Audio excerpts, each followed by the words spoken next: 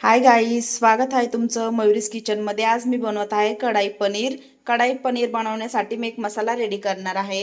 इथे मी धने घेतलेत, बडीशोप, जिरे, इलायची आणि काळी मिरी। याला मी मस्तपैकी असं पॅन वरती थोडं 2 मिनिटांसाठी असं फ्राय करून वाटून घेणार आहे। याला 2 मिनिटांसाठी मी फ्राय करून घेणार आहे आणि याचं थोडं पावडर बनवणार आहे। इथे मी कढाई गरम होण्यासाठी ठेवली आणि त्याच्यामध्ये मी शिमला मिरची फ्राय करणार आहे। शिमला मिरची आणि कांदा याच्यामध्ये असं लाल होईपर्यंत मी फ्राय करणार आहे आणि त्याच्यानंतर पनीर पण फ्राय करून घेणार आहे। याच्यामध्ये टमाटर पण मी ऍड केलेला आहे। असं मस्त 2 मिनिटांसाठी आपण याला फ्राय करणार आहोत। आता मी याच्यामध्ये पनीर फ्राय करून घेत आहे। पनीर असं लाल होईपर्यंत आपल्याला फ्राय करायचं आहे। पनीर असं मस्तपैकी फ्राय झालेला आहे। आता मी एक मसाला रेडी करणार आहे। कढाई पनीर साठी एक मसाला रेडी करत आहे मी। हा वाटून घेतलेला मसाला आहे। 1 चम्मच घेणार आहे धने पावडर,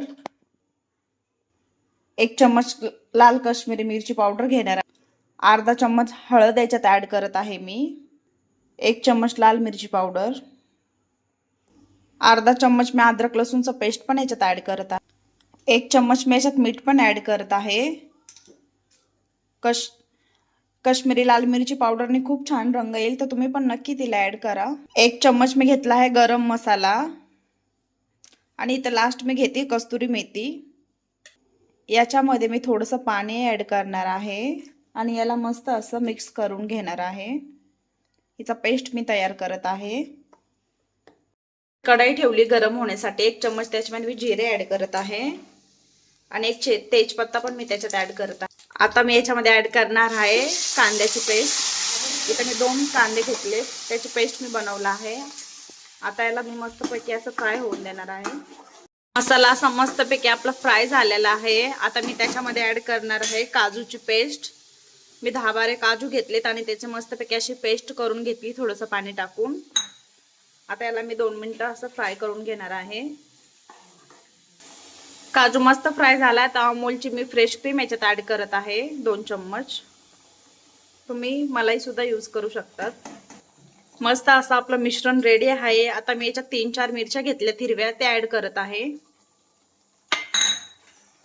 आता मी याच्यामध्ये पनीर आणि शिमला मिरची हे मिश्रण ऍड करत आहे आणि मस्तपैकी असं मला मिक्स करणार आहे आणि 5 मिनिटांसाठी मी याला झाकून ठेवणार आहे। 5 मिनिटं झालेले आहेत आणि मस्तपैकी आपलं कढाई पनीर तयार आहे। मी याच्यात बारीक चिरून घेतलेली कोथिंबीर पण ऍड केली आहे। मी थोडंसं याच्यात बटर पण ऍड करत आहे।